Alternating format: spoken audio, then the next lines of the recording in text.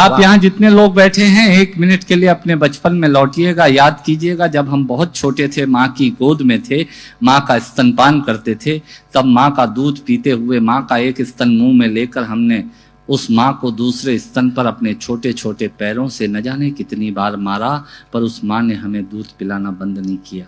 मित्रों, परमपिता परमेश्वर ने लात खाकर भोजन देने की शक्ति इस दुनिया में यदि किसी को दी है, वो सिर्फ माँ को दी है।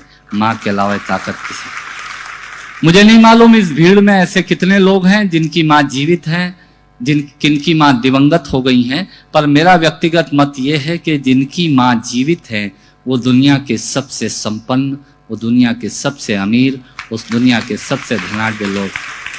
मित्रों, जीते रहो। मैंने माँ पर कुछ पंक्तियां लिखी, आपके बीच रखता हूँ, सुनिएगा। बहुत सरल पंक्तियां हैं, बहुत सरल। जितनी सरल माँ होती है, कविता भी उतनी सरल है। जितनी मातृशक्ति यहाँ बैठी है, मेरी तमाम बदतमीजियों को क्षमा कीजिएगा और पूजा की कुछ पंक्तियां परोपकार के इस पवित्र मंच से आप तक पहुंचाता हूँ। सुनिएगा माँ क्या होती है।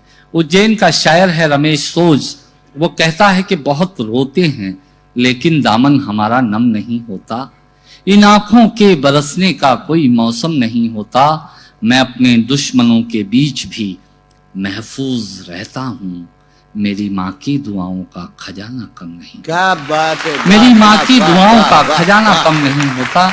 वो माँ, आप राजस्थान से आए, मैं भी राजस्थान का हूँ। राजस्थान में जब हम चौके के सामने चूल्हे के पास बैठकर माँ से रोटी खाया करते थे, तब हमारे इधर उधर देखने पर, थाली पर बैठकर इधर उधर देखने पर वो माँ समझ जाया करती थी और नमक का डब्बा हमारी तरफ सरका दिया करती थी। हमारे बिना बोले को समझने वाली वो माँ, जब हम उसे खो देते हैं, वो माँ हमें बहुत याद आती है। उस माँ की वंदना में कुछ पंक्तियां निवेदित करता हूँ, जो हमारे शुभ काम में दही की कटोरी लेकर शगुन बनकर सामने आकर खड़ी हो जाया करती थी। वो माँ जब हम खो देते हैं, वो माँ हमें बहुत याद आती है। मैं उस माँ की वंदना में पंक्तियां पढ़ता हूँ, सुनिएगा। स्वामीनाथ पांडे की 3 पंक्तियों का उपन्यास परोपकार के इस मंच से ले जाइएगा, ये भी परोपकार है। उसने लिखा कि एक विधवा माँ थी, उसके 2 बेटे थे। एक बेटा नीचे वाले माले पर रहता था, दूसरा ऊपर वाले माले पर रहता था। विधवा माँ 15 दिन एक बेटे के यहाँ खाना खाती थी, 15 दिन दूसरे बेटे के यहाँ खाना खाती थी। पर यह उस विधवा माँ का दुर्भाग्य था कि साल में जो महीने 31 दिनों के होते थे, उस एक दिन उस विधवा माँ को उपवास रखना पड़ता था। 9 महीने पेट में रखने वाली माँ जब एक जवान बेटे को एक दिन भारी लगने लगी, तब इस नालायक हास्य व्यंग के कवि ने कुछ पंक्तियां माँ के लिए लिखी। मेरे साथ यात्रा कीजिएगा, आपको यह एहसास होगा माँ यहीं कहीं आसपास खड़ी आपके सिर पर हाथ रखकर आपको दुलार रही है। माँ माँ माँ संवेदना है, भावना है, एहसास है। माँ माँ संवेदना है, भावना है, एहसास है। माँ जीवन के फूलों में खुशबू का वास है। क्या बात। माँ रोते हुए बच्चे का खुशनुमा पलना है। माँ मरुथल में नदी या मीठा सा झरना है। माँ लोरी है, गीत है, प्यारी सी थाप है। माँ पूजा की थाली है, मंत्रों का जाप है। माँ आंखों का सिसकता हुआ किनारा है। माँ गालों पर पप्पी है, ममता की धारा है। माँ झुलसते दिनों में कोयल की बोली है।